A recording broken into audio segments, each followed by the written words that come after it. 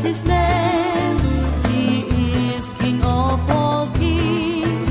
Let us praise Elohim Israel. So this praise throughout all the earth. This creator of the world. Yahweh Sebaot is His name. Yahweh Sebaot is His name. He is coming to the earth to give His word to us. Set the people of the world. He is Yeshua HaMashiach.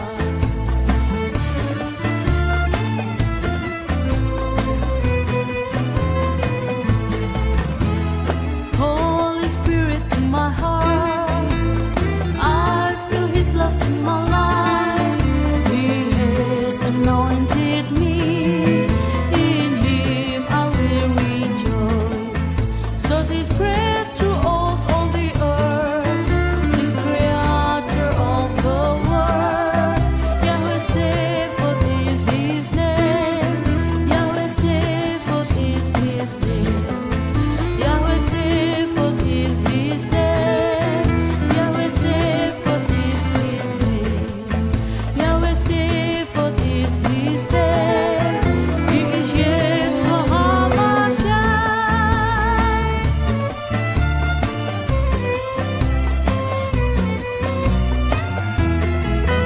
He is coming to the earth to give His word to us. Set the people of the world. He is Yeshua HaMashiach. So this praise throughout all the earth. This creator of the world. Yahweh Sebaot is His name. Yahweh Sebaot is His name. Yahweh Sebaot is His name. Yahweh Sebaot is His name. Yahweh Sebaot is His name. He is Yeshua HaMashiach.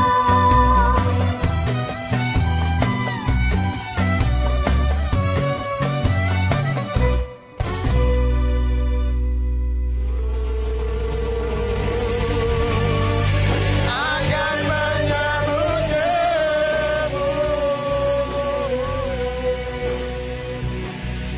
memuji Engkau sepanjang hidupku.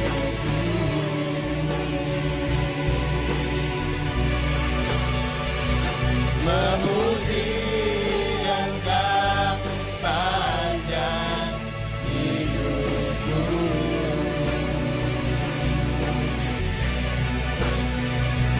Memuji Engkau sepanjang hidupku. Haleluya.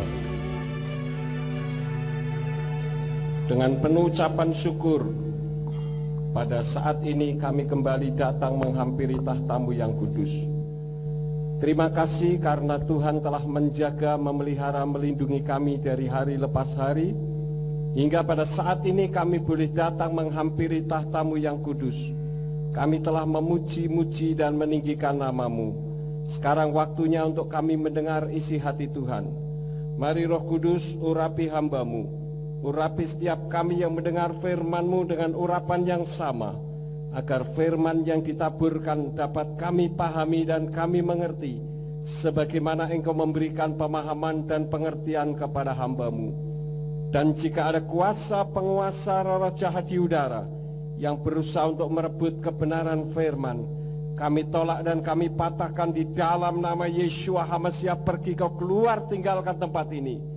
Tinggalkan setiap hati dan pikiran kami, karena hati dan pikiran kami hanya kami tujukan bagi kebenaran firman-Mu saja. Berikan kemampuan kepada kami Tuhan, bukan hanya untuk mendengar firman-Mu saja, melainkan juga melakukannya di dalam kehidupan kami. Terima kasih Bapa, demi nama Adonai Yeshua HaMashiach, Tuhan dan Juru Selamat kami sudah berdoa dan mengucap syukur. Haleluya. Semua yang percaya katakan amin. Silahkan duduk. Bapak Yahweh memberkati. Shalom Aleichem. Puji Bapak Yahweh, Bapak Ibu Saudara sekalian, pada saat ini saya akan membawakan firman yang saya beri judul sebab akibat. Untuk dasar kebenaran firman-Nya terlebih dahulu saya ambil di dalam kitab Yonah atau Yunus pasal yang ketiga ayat 1 sampai ayat yang kedua. Di sana dikatakan, dan datanglah firman Yahweh kepada Yonah untuk kedua kalinya. Firman-Nya, bangkitlah, pergilah ke Niniwe, kota yang besar itu, dan serukanlah kepadanya berita yang aku katakan kepadamu. Ini adalah firman yang kedua yang datang dari Bapa Yahweh kepada Yonah bin Amittai, yang tidak lain adalah Nabi Elohim. Pertanyaan pertama, kapan Yahweh berfirman kepada Yonah? Untuk yang pertama, kita lihat di dalam Yonah pasal yang ke-1 ayat 1 sampai ayat yang kedua.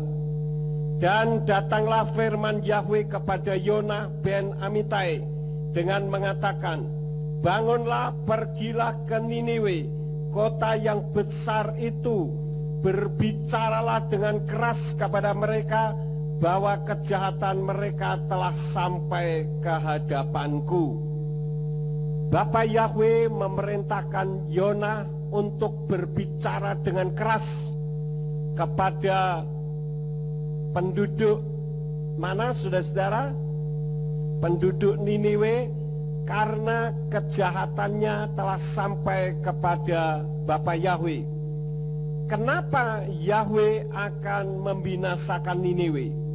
Jadi Bapa Yahweh ketika akan membinasakan Niniwe, itu tidak langsung tiba-tiba turun api dari Samayim, dari sorga, seperti kasus Sodom dan Gomora, Adma dan Zeboim.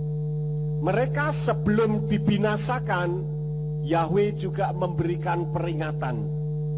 Ini sebetulnya membuktikan bahwa Yahweh itu penuh dengan kasih. Jadi diingatkan dulu, kamu mau bertobat atau aku hancurkan? Kira-kira demikian. Walaupun seringkali orang mengidentifikasi Yahweh itu beda dengan Yeshua. Yahweh itu identik dengan kekejaman, sedangkan Yeshua itu penuh dengan kasih. Tidak, saudara-saudara. Kenapa? Karena Bapa Yahweh itu ya Yeshua itu. Jadi Yahweh adalah Yeshua dalam wujud roh. Yeshua adalah Yahweh dalam wujud manusia. Saya pernah mengatakan di dalam Lukas 2 ayat yang ke-11 di dalam kitab Aramaik, di sana berbunyi, Atilat lekon keir yomana peruka daituhi Maria Mesia bemadinta de Daud, yang artinya telah lahir bagimu juru selamat, yaitu Tuhan Yahweh Sang Mesias di kota Daud. Jadi Yeshua itu Yahweh, Yahweh itu Yeshua. Kalau orang berpikir bahwa Yahweh itu identik dengan kekejaman, sedangkan Yeshua itu identik dengan kasih, ini pemahaman yang keliru, salah menganalisa kitab suci. Terbukti ketika Yahweh akan membinasakan Niniwe, Yahweh memberi peringatan. Demikian pun ketika akan membinasakan Adma, Zeboim, Sodom dan Gomora, itu pasti diberi peringatan terlebih dahulu. Lalu yang menjadi pertanyaan tadi, kenapa Yahweh akan membinasakan Niniwe sampai Sodom dan Gomora, Adma dan Zeboim itu di bumi hanguskan dengan api dari Samayim, dari sorga. Nah, ini tentu ada sebuah akibat. Karena sebuah akibat itu ada sebabnya. Jadi mau membinasakan kok ngomongin dulu, itu kalau manusia jahat tidak demikian, saudara-saudara. Saya mau membunuh seseorang, nggak mungkin saya katakan, nanti malam saya mau bunuh kamu ya? Nggak mungkin, karena kalau saya mengatakan demikian, kira-kira ketika saya ngomong kepada saudara, nanti malam saya mau membunuh kamu ya, kira-kira saudara akan apa? Lari, itu sudah paling gampang. Atau kalau saudara tidak lari, apa yang akan saudara lakukan? Kirim polisi untuk menjebak, sehingga ketika saya masuk langsung ditangkap, karena saya sudah memberikan ancaman, kan demikian. Saya kejadian Bapa Yahweh akan membinasakan Niniwe dengan memberi peringatan terlebih dahulu. Saya ingat ketika saya ke Aussie, ke Australia, saya naik mobil, di sana ada signboard peringatan 100 meter lagi akan ada kamera pengawas. Waktu di Amerika juga begitu, ketika ada lampu merah hijau traffic light itu, di situ ada kameranya, itu ada tanda, ada signboardnya. Artinya diberitahu terlebih dahulu, bukan menjebak atau untuk menjahati, tetapi tujuan utamanya teraplikasikan, yaitu untuk mengatur agar peraturan ditegakkan. Jadi Bapa Yahweh akan menghancurkan Niniwe. Ini penyebabnya apa? Niniwe kota yang jahat. Kalau kita membaca di dalam Yonas 1 ayat yang kedua, di sana dikatakan, bangunlah, pergilah ke Niniwe, kota yang besar itu, berbicaralah dengan keras kepada mereka, bahwa kejahatan mereka telah sampai ke hadapanku. Kejahatan yang model apa? Sejarawan mengungkapkan bahwa setiap kali ada nabi-nabi Tuhan yang masuk ke kota Niniwe, mereka dibunuh, saudara-saudara. Itulah sebabnya Yonah sebagai nabi Elohim juga geram terhadap orang Niniwe. Sehingga ketika dia diutus untuk pergi ke Niniwe, dia perginya kemana? Ke Tarsis. Dia naik kapal dari Yafo. Tujuannya apa? Biarin aja penduduk Niniwe mati dibakar Bapa Yahweh, syukurin, kira-kira begitu ya. Karena kamu sudah berbuat jahat, biarin kalian mati dibakar, kira-kira demikian. Jadi ini semua sebab akibat.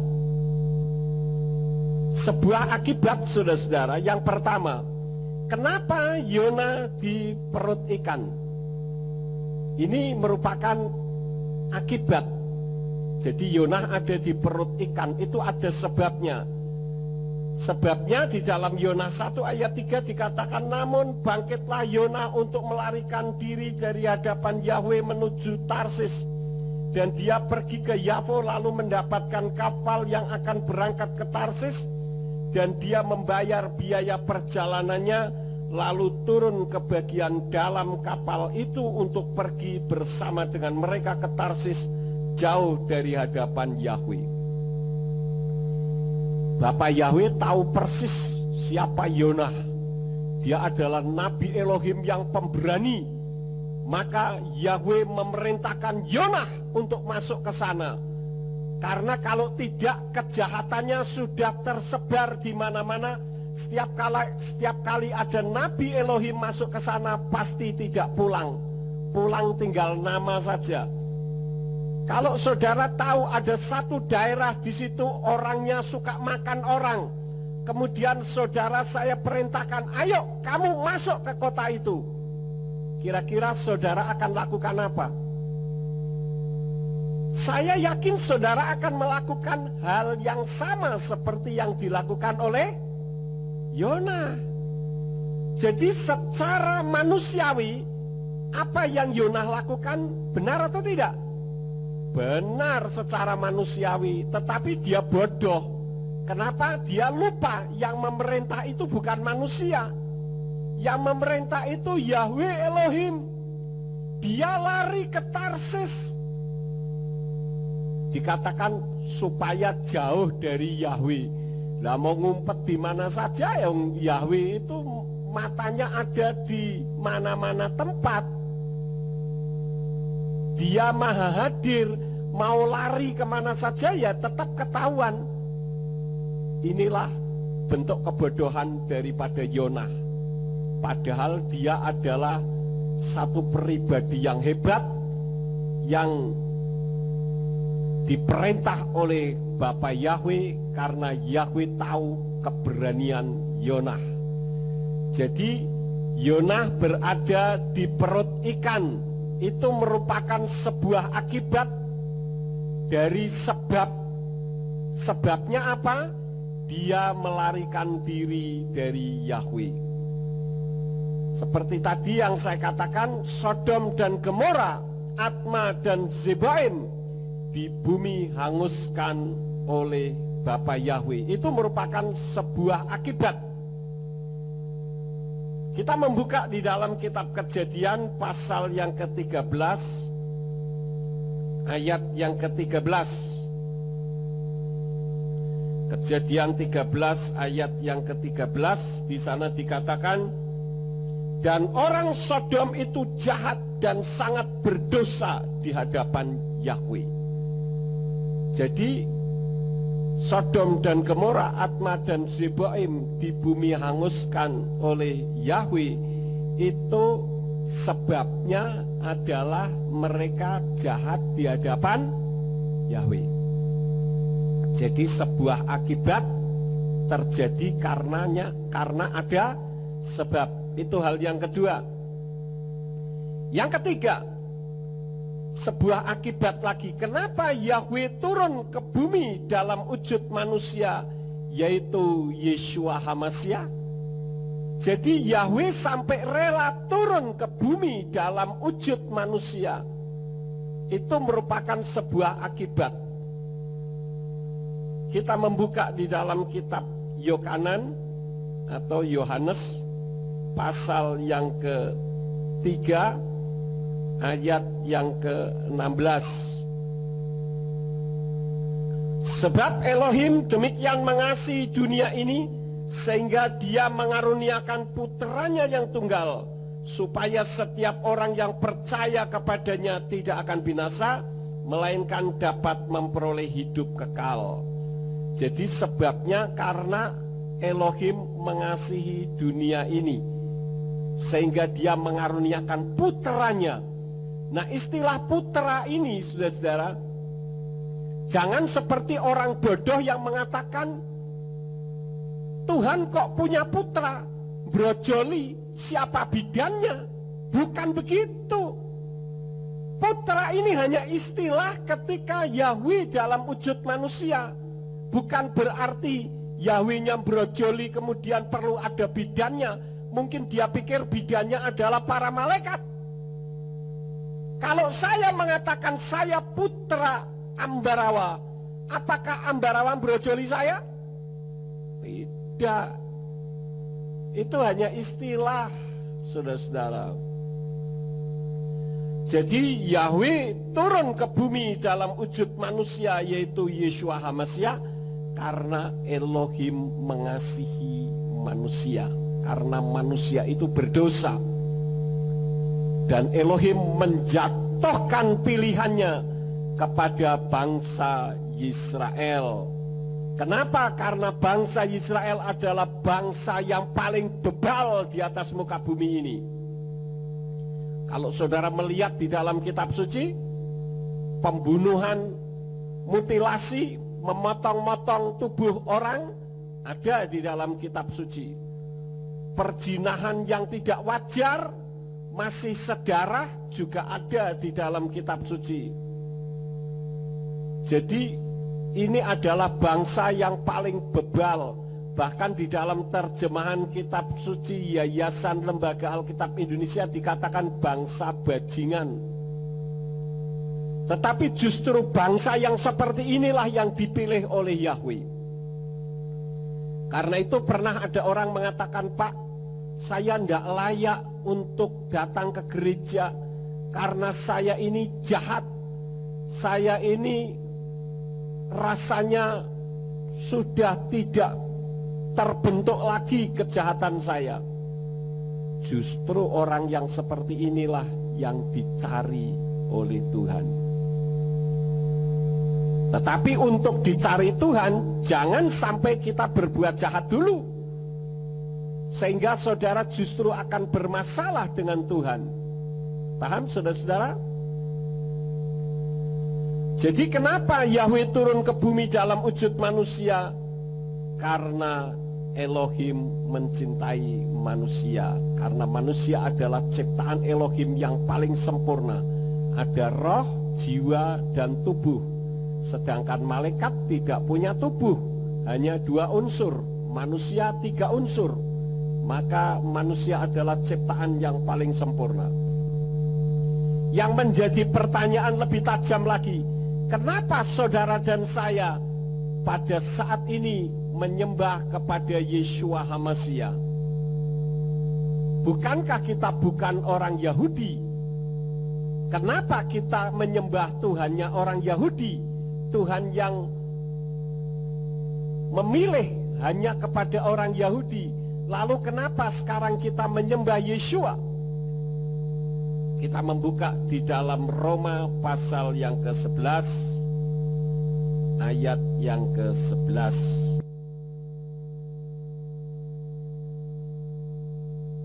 Jadi kenapa kita bisa menyembah kepada Yeshua ini merupakan sebuah akibat dari sebab. Sebabnya apa?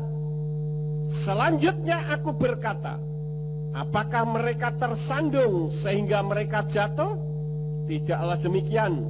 Namun oleh kesalahan mereka, keselamatan datang kepada bangsa-bangsa lain untuk membuat mereka cemburu. Jadi ketika Yahweh menyelamatkan orang Israel ini tidak mau pusing, saudara-saudara. Ketika Yeshua turun ke dalam dunia ini, Yeshua ditolak, bahkan dibunuh, maka keselamatan itu beralih kepada bangsa Goyim. Goyim itu kalau menurut kitab suci adalah bangsa-bangsa lain selain bangsa Israel. Dan di dalam kitab suci terjemahan Yayasan Lembaga Alkitab Indonesia, bangsa Goyim atau bangsa selain Yahudi itu disebut bangsa kafir. Beda maknanya dengan istilah kafir yang diadakan di Indonesia. Kalau istilah kafir yang ada di Indonesia adalah orang yang imannya tidak sama dengan orang yang teriak kafir. Beda dengan kitab suci kita. Jadi sebuah akibat itu disebabkan karena adanya sebab. Yang kelima, gereja kita, gereja pemulihan firman, itu juga merupakan sebuah apa, saudara-saudara? Sebuah akibat. Sebabnya apa kok ada gereja pemulihan firman? Karena ada orang yang berani memberitakan nama Yahweh yang kudus itu. Ada orang mengatakan Yahweh itu kudus, nggak bisa disebut. Kalau begitu, Yeshua yang di Indonesia dikenal dengan Yesus Kristus berarti tidak kudus karena disebut-sebut. Ini merupakan argumentasi ngawur, saudara-saudara. Padahal kalau dikatakan orang Yahudi saja tidak menyebut, orang Yahudi tidak menyebut, itu merupakan sebuah akibat. Sebabnya apa? Sebabnya karena mereka lebih taat kepada Talmud. Di dalam Berachot Sotah 38b, Mishnah Sotah pasal 7 ayat 6, dan Mishnah Tamid pasal 7 ayat yang kedua. Jadi semua itu ada sebabnya. Tetapi kalau kita mencari akibat dari sebab yang salah, ini keliru, saudara-saudara. Orang Yahudi saja lupa bagaimana membunyikan Yod He Waw He. Ini kan sangat irasional, tidak masuk akal. Itu sama saja dengan saya mengatakan kepada orang Indonesia. Orang Indonesia saja lupa bagaimana membunyikan huruf Y-A-N-T-O. Lucu kan saudara-saudara? Orang Indonesia lupa bagaimana membunyikan huruf Y-A-N-T-O. Saudara orang Indonesia bukan? Orang Indonesia. Kalau huruf Y-A-N-T-O bunyinya apa? Yanto. Masa orang Indonesia lupa bagaimana membunyikannya? Ini adalah alasan-alasan yang dibuat oleh pendeta-pendeta yang tidak mau menyebut nama Yahweh. Jadi membuat alasan tetapi alasannya irasional. Tapi gobloknya yang lain juga bener, nggak mikir. Makanya baru-baru ini saya munculkan pelajaran bahasa Ibrani yang diajar oleh orang Yahudi, yang mengajar di sana ada huruf Yod He Waw He. Mereka membunyikannya apa? Yahweh. Jadi kalau mengatakan orang Ibrani saja lupa, saya bilang udahlah, ndak usah banyak alasan. Kalau ndak bisa membunyikan ya belajar bagaimana membunyikannya. Nah belajarnya piye Pak? Ya belajar huruf-huruf Ibrani. Karena saya mengatakan terus terang, pendeta-pendeta di Indonesia yang bisa membaca huruf Ibrani itu hanya 2,5% kira-kira. Yang lain pinternya ngeroh melulu. Ya tidak salah mau ngeroh, asal jangan ngeroh melulu. Jadi spiritualize. Segala sesuatu dihubung-hubungkan dengan roh, sehingga tidak cocok lagi dengan firman Elohim. Nah, dari sebuah akibat karena adanya sebab ini, khususnya kenapa ada gereja pemulihan firman, maka kita perlu mengambil pelajaran di dalamnya. Jadi sekali lagi saya tegaskan, gereja pemulihan firman ada itu merupakan sebuah akibat. Sebabnya karena apa?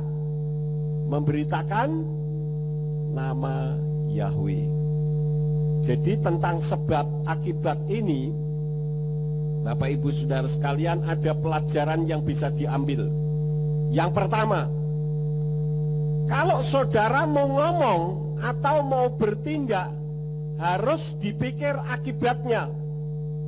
Apa akibat yang saudara lakukan ketika saudara ngomong atau ketika saudara melakukan sesuatu? Seperti misalkan kemarin, saya mau tanya kepada saudara, siapa yang nonton webinar atau seminar melalui virtual, apa kemarin namanya, StreamYard, antara saya dengan Geraha Mu'alaf? Siapa yang nonton? Tolong angkat tangan. Nah, yang lain tidak nonton. Saudara harus ngerti, makanya harus belajar. Apa akibat webinar bersama Profesor Menahem Ali? Saya sudah siap, saudara-saudara. Ada orang yang tanya kepada saya bagaimana kejadiannya. Pada saat itu Profesor Menahem Ali ini diminta untuk menyampaikan seminar bersama dengan Geraha Mu'alaf. Geraha Mu'alaf ini adalah kelompok orang-orang Kristen yang sudah menjadi Islam. Bagi saya enggak masalah, mau pendeta sekalipun mau jadi Islam juga bagi saya enggak ada masalah.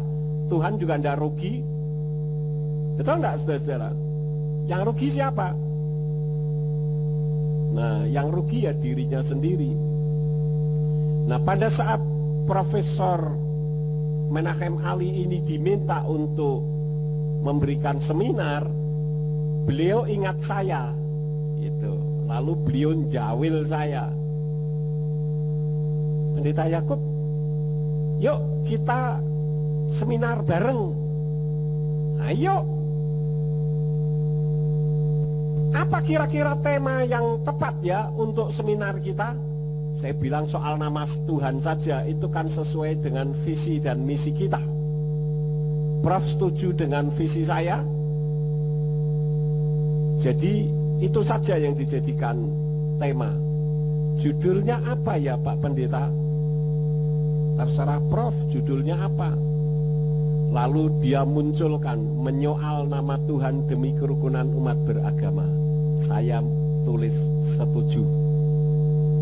Maka terjadilah seperti yang saudara tonton kemarin. Saya menyadari itu, bahwa akibat dari webinar bersama dengan Bapak Profesor Menahem Ali ini adalah intelektual muslim. Saya tahu akibatnya.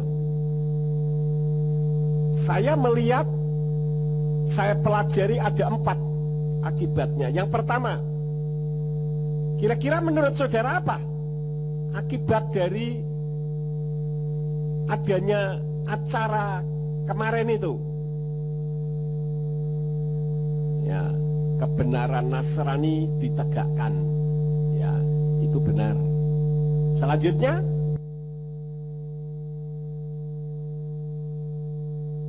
ada yang mau ngomong lagi? Iya, itu tadi sudah ya. Itu merupakan kebenaran dari Nasrani. Nama Yahweh semakin dikenal. Tapi bagi GPF sendiri kira-kira apa? Kenapa? Yang lain?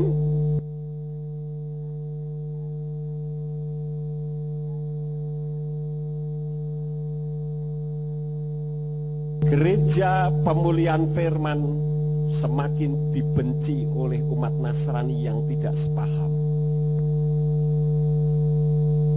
Seperti ketika saya menyampaikan KKR di Manado. Waktu itu KKR di lapangan sepak bola yang terbesar di Manado. Saya lupa namanya apa itu. Nah, pada saat itu saya sebagai pembicara yang kedua, saudara-saudara.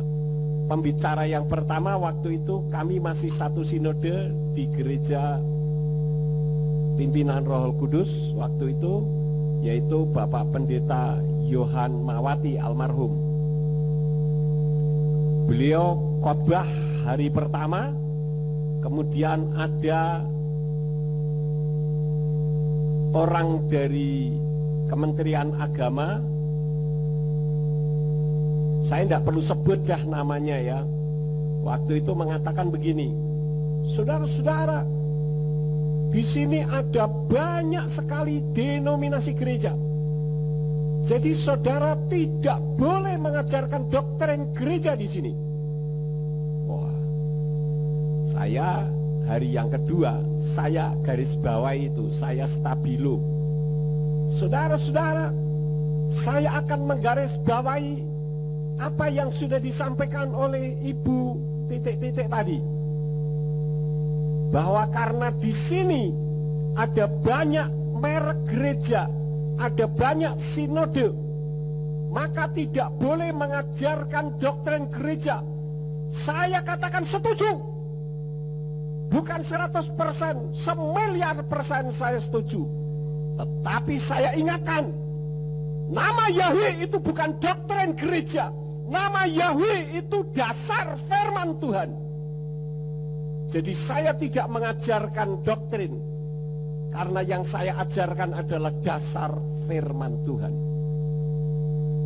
Itu setelah selesai seminar yang diadakan di kantor gubernuran, kantor Mapalus.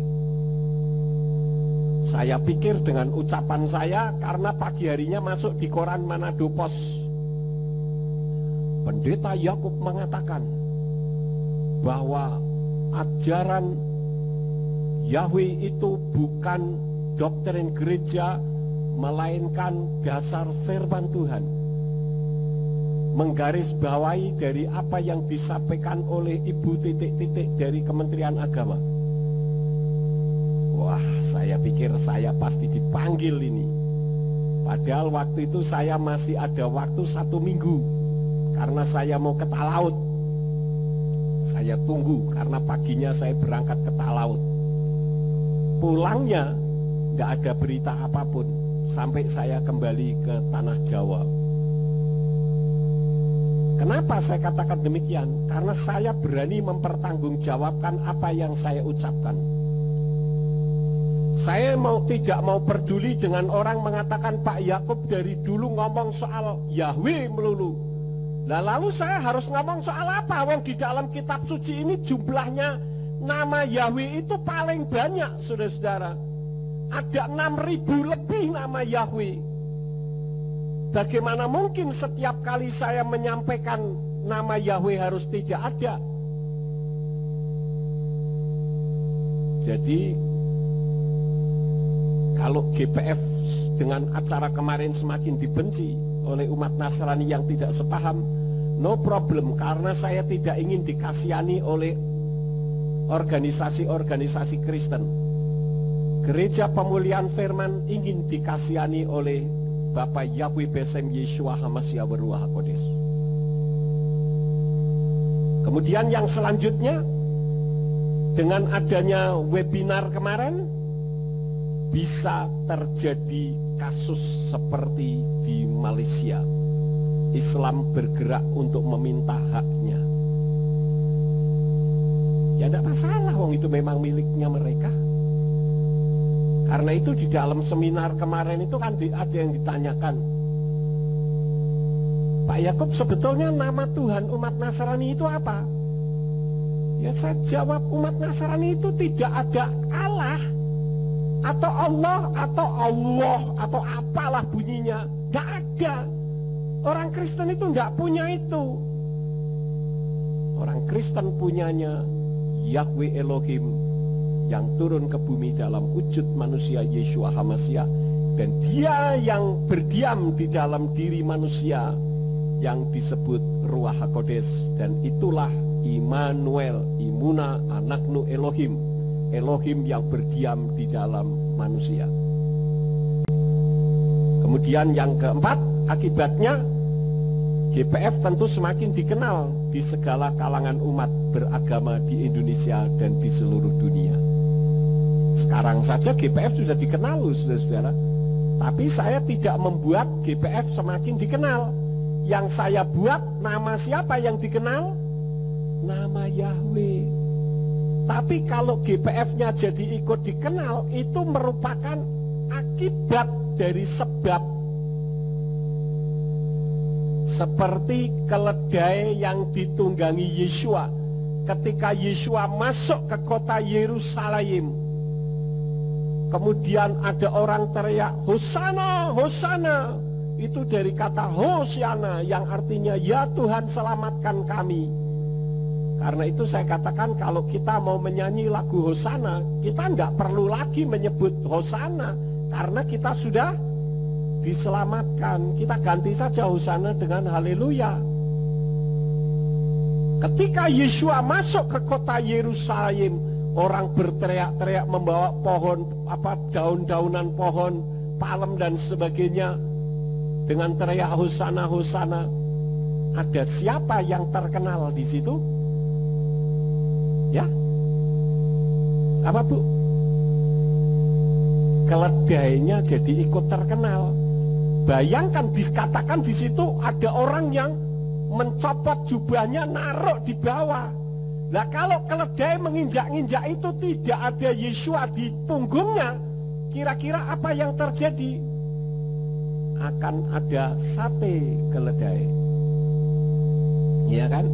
Tapi karena di punggungnya ada Yeshua, setiap kali orang berbicara tentang Yeshua masuk ke kota Yerusalem dan orang teriak-teriak Hosana, Hosana, pasti ada keledai disebut di situ.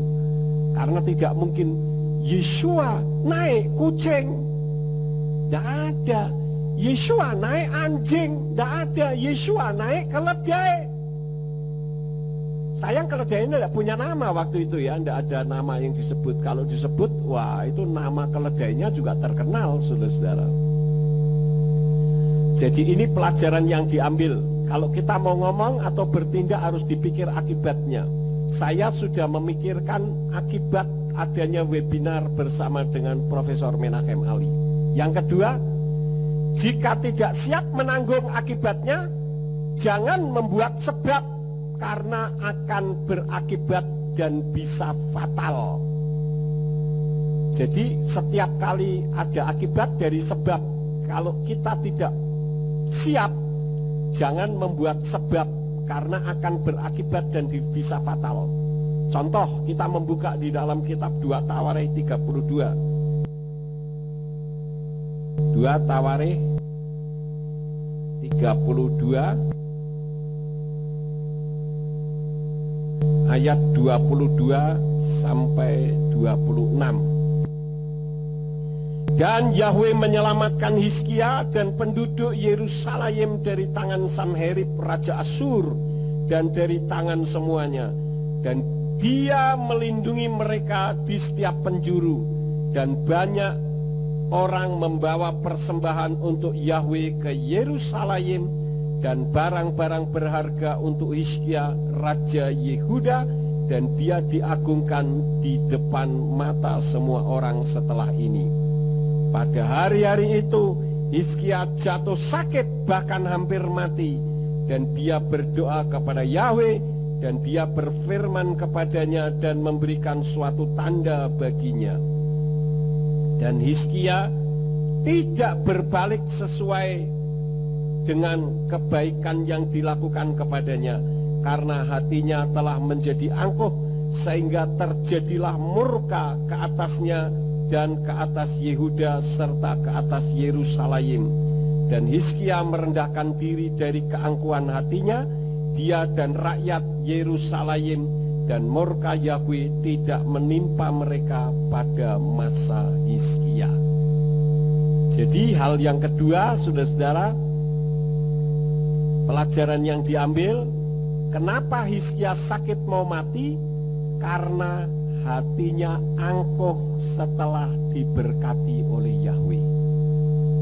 Jadi kalau saudara sekarang diberkati, hati-hati, jangan sombong. Saya sudah sering kali katakan kesombongan itu merupakan kejahatan di mata Yahweh yang sangat keji. Seringkali kalau di Indonesia, kejahatan selalu diidentikan dengan apa? Perzinahan, pencurian, pembunuhan. Lupa kalau kesombongan itu juga sebetulnya merupakan perbuatan keji di hadapan Yahweh. Karena orang yang melakukan itu semua mengetahui kalau dirinya melakukan dosa. Tetapi kalau orang sombong, dia tidak tahu kalau dirinya sedang berdosa di hadapan Yahweh. Dan ini adalah sifatnya Hillel bin Sakhar, penghulu dunia, yaitu Satan, bapa segala pendusta. Kemudian contoh yang kedua, orang yang tidak siap menanggung akibat tetapi berani membuat sebab, itu siapa? Saya mau tanya kepada saudara. Ada satu di dalam kitab suci, orang yang berani tidak siap menanggung akibat tetapi berani membuat sebab sehingga fatal bagi dirinya. Siapa saudara-saudara? Siapa? Nah, kita lihat saja ayatnya ya. Matius pasal yang ke-27 ayat yang ke-5. Nah, di capture ada, mari kita ucapkan. Saudara ucapkan, baca dengan suara yang keras bersama dengan saya. Siap? Matius 27 ayat yang ke-5. 2, 3. Dan setelah melemparkan keping-keping perak itu ke tempat suci, dia menyingkir, dan setelah pergi dia menggantung diri. Siapa saudara-saudara? Yehuda Iskariot. Dia tidak siap menanggung akibat tetapi berani membuat sebab. Sebabnya apa? Dia sampai menggantung diri karena dia menjual gurunya. Ya. Itu hal yang kedua. Jadi Jika tidak siap menanggung akibatnya, jangan membuat sebab karena akan berakibat dan bisa fatal. Yang ketiga, hidup di dunia sekuler itu seperti main catur. Kita harus hati-hati dan bijaksana karena jika tidak akan dimakan orang yang memusuhi kita, meskipun kita tidak cari musuh. Bagaimana agar bijaksana? Kita membuka di dalam kitab Yehosua pasal yang ke-1 ayat yang ke-8. Di sana dikatakan, kitab Torah ini tidak boleh menjauh dari mulutmu, dan engkau harus merenungkannya siang dan malam, agar engkau dapat berhati-hati bertindak menurut seluruh apa yang tertulis di dalamnya. Dengan demikian engkau dapat membuat jalanmu berhasil, dan kemudian engkau dapat bertindak bijaksana. Jadi dari ayat ini kita tahu bahwa Torah itu tidak berubah. Yesua pun mengatakan, aku datang bukan untuk meniadakan Torah. Torah itu artinya pengajaran atau hukum. Yesua tidak meniadakan itu. Yang ditiadakan itu adalah Taurat. Taurat itu teori seperti mitzvot, Talmud, Kabalah, Zohar, dan sebagainya. Itu yang kita tidak ikuti, walaupun ada juga dari sana hal-hal yang baik yang bisa diikuti, tetapi itu bukan landasan hukum iman kita. Landasan hukum iman kita adalah Torah. Yesua adalah Torah yang hidup. Jadi kalau orang mengatakan Torah itu tidak berlaku lagi, berarti Yesua bukan Torah. Padahal Yesua itu Torah. Dia adalah pengajaran dan dia adalah hukum yang hidup, saudara-saudara. Karena itu saya boleh katakan bahwa Torah itu tidak berubah, karena Torah itu manual book manusia. Kalau saudara membeli mobil, pasti saudara dikasih buku manual. Saudara membeli mixer, juga ada buku manualnya. Kemarin juga saya sempat melihat buku manualnya. Tujuannya apa? Supaya barang-barang yang dibeli itu bisa awet. Kemarin saya sempat ngobrol sama Ibu Lili Purwandari ketika sepulang dari gereja tadi malam. Beliau katakan bahwa pabrik jamu di mana Ibu Lili Purwandari ini bekerja, kalau mendatangkan mesin baru itu di training dulu. Orangnya di training, suruh membaca buku manualnya, kemudian diberi pertanyaan-pertanyaan. Dan itu bukan satu kali, berkali-kali. Sampai semalam ceritakan nanti hanya ada beberapa orang saja yang dipakai, yang lain logrok di tengah jalan. Kenapa? Karena nggak mau. Orang kan maunya, oh aku ahli, padahal ternyata nggak bisa, saudara-saudara. Karena itu saya mendukung apa yang disampaikan oleh Pak Peter, bahwa untuk pengajaran mengenai masalah sound system, masalah mixer dan sebagainya akan berlanjut lagi. Dan saya sudah katakan, yang tidak mau ikut, nggak usah pegang-pegang itu, karena nanti akan bermasalah. Masalah gampang, Pak, beli lagi. Emangnya beli pakai daun? Enak aja ngomong. Ya kan? Kita harus merawat semua peralatan yang ada di sini, itu miliknya Bapak Yahweh loh. Harus kita jaga bersama. Drum juga, bukan asal geblok saja. Tadi saya sempat cerita, Pak Peter ngomong sama saya, drum itu ternyata ada tonnya. Jadi yang gede itu nadanya apa, yang simbalnya itu nadanya apa, semua itu ada nadanya. Dan saya ingatkan di tempat Pak Peter itu ada kursus ngedram. Walah Pak, ngedramnya kok ngursus Pak, tinggal geblok asal muni, wis pas, yang penting pokoknya ketukane podo. Nah ini model mau-maunya sendiri. Jadi kita itu harus mulai belajar profesional. Paham saudara-saudara? Dan hari ini saya tentukan, kalau yang sudah main musik, setelah main musik pada keluar ke belakang, atau ini lain kali tidak usah main. Nanti saya akan kontrol. Kenapa? Karena saya lihat dari depan situ pakai CCTV, dan di belakang lihat HP melulu. Masa lihat firman Tuhan HP melulu dari awal sampai akhir? Saya ada buktinya, dan saya screenshot. Tapi saya tidak perlu sampaikan, karena mulai sekarang saya berikan peraturan. Yang main musik setelah main tetap tinggal di tempat. Kalau tidak mau, tidak usah main. Paham ya? Supaya kita itu belajar profesional gitu loh. Saya kalau melayani di gereja-gereja mega church, gereja yang jemaatnya puluhan ribu, setelah main mereka duduk di tempat. Ada yang tidak duduk di tempat tetapi di dekatnya. Karena kan pendeta yang khotbah kadang ada suka nyanyi dan sebagainya. Tidak perlu, mari saudara kita nyanyi di pemain musiknya, lo. Amatiran yang seperti itu, saudara-saudara. Kapan kita diberkati? Paham? Dan kalau saya keras begini bukan untuk sok-sokan, enggak, demi kemajuan gereja kita. Kita harus siap berubah. Semalam Simeon menyampaikan firman di dalam kebaktian English Service sangat bagus tentang kita siap berubah. Lah kalau kita tidak siap berubah kok pengen GBF besar, pengen jemaatnya banyak, bullshit, impossible itu. Nggak mungkin. Dan saya tidak mau dari dulu, sekarang, dan sampai selamanya begini terus. Nggak mau. Mohon maaf kalau firman hari ini mungkin dianggap saudara keras. Karena saya sudah peringatkan berkali-kali.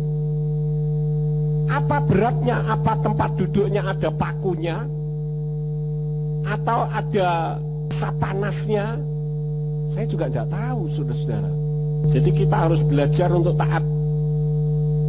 Karena Torah itu tidak berubah dan itu merupakan manual book bagi manusia. Jika taat, orang akan sejahtera, tidak stres, hati damai, wajah berseri, tidak berpikir negatif terhadap orang lain, dan lain-lain.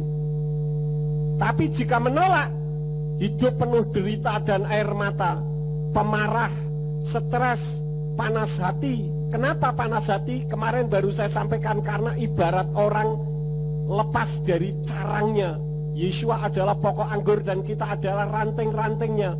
Nah kalau kita terlepas dari rantingnya, ranting yang dipotong, dibiarkan, dia akan kering, sehingga mudah terbakar, mudah marah. Maunya sakarepku toh, aku gelem ngene kok. Ya menurut saya toh, wong saya maunya seperti ini. Loh saudara itu mau melayani Tuhan atau melayani diri sendiri? Saya ini loh dari dulu jadi kacungnya Tuhan, nggak malu saya. Saya dulu tukang ngepel gereja, tukang bersihkan WC, dan ketika saya lakukan itu, nggak ada orang tahu, pendeta juga nggak tahu, saudara-saudara. Dan jangan disangka di sana saya tidak memantau. Saya memantau, ada banyak CCTV di sini. Memantau bukan untuk mempersalahkan saudara, untuk memberi penilaian. Kira-kira saudara ini melayani sungguh-sungguh atau enggak, gitu loh. Itu hal yang ketiga. Yang keempat, lebih baik mengalah, karena mengalah itu bukan berarti kalah. Kalau Yeshua tidak bersedia disalib, pertanyaan saya kepada saudara, bisakah Yeshua tidak disalib? Bisa, dan sangat bisa. Ketika dia disalib, kemudian ada kepala pasukan mengatakan, "Hei, katanya kamu Tuhan, turun dari salib, maka aku akan percaya kepadamu." Bisakah Yeshua katakan, "Kok nantang kamu ya? Nih lihat, aku copot tangannya, aku turun, ayo sekarang percaya"? Bisa enggak orang itu percaya? Bisa, tapi hanya berapa orang? 1. Tapi Yesua, ya sudahlah, biarlah seperti ini. Demi untuk sesuatu yang lebih baik. Dia rela disalib. Hasilnya apa? Saudara dan saya diselamatkan. Yang terakhir, yang kelima, kita harus hidup dan berpikir secara bijaksana. Coba kita membuka di dalam kitab 1 Raja-Raja. 1 Raja-Raja pasal 3 ayat yang ke-24 sampai 25. Sesudah itu raja berkata, ambillah pedang untukku. Lalu mereka membawa pedang itu di hadapan raja. Dan raja berkata, bagilah anak yang hidup itu menjadi 2, dan berikanlah separuh kepada yang satu dan separuh kepada yang lain. Ini kisah 2 perempuan sundal yang punya anak masing-masing.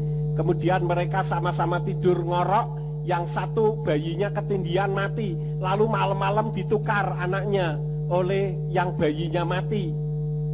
Masih ingat ya kisah itu? Lalu mereka rebutan bayi. Oh, ini yang mati bayi kamu? Enggak, saya lihat ini bukan bayiku kok, ini bayi kamu. Kemudian apa? Sudah, kita pergi saja kepada raja. Datanglah mereka kepada Salomo.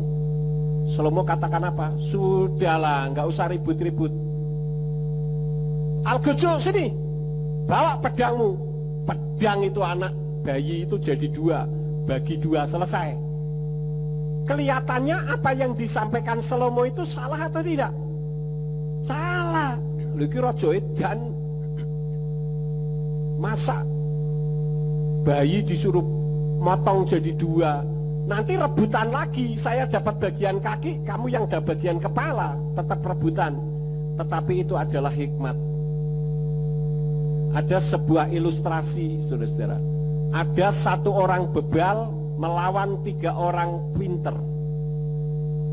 Orang bebal ini ngomong 5 ditambah 5 ditambah 5 ditambah 5 ditambah 5 itu sama dengan 55. Orang yang pintar ngomong 5 ditambah 5 ditambah 5 ditambah 5 ditambah 5 itu 25. Jadi yang 3 mengatakan 25, yang bebal mengatakan berapa? 55. Tentu saja yang 3 mempersalahkan yang 1 kan?